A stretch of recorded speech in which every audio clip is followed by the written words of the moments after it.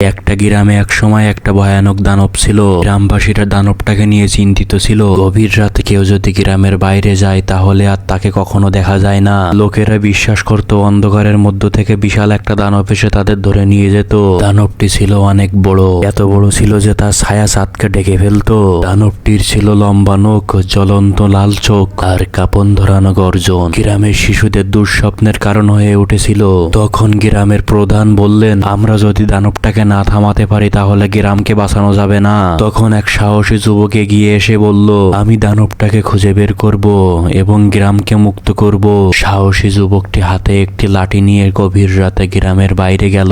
চারিদিকে ছিল অন্ধকার আর হিমশীতল বাতাস। আচমকা এক বিশাল গর্জন হলো এবং দানবটি তার সামনে হাজির হলো। দানবটি এত বড় ছিল যে তার ছায়া পুরো চাঁদকে ঢেকে ফেললো। সাহসী যুবকটি ভয় না পেয়ে দানবের সামনে দাঁড়িয়ে গেল এবং তার মশাল জ্বালিয়ে দানবটির দিকে ছুড়ে মারল।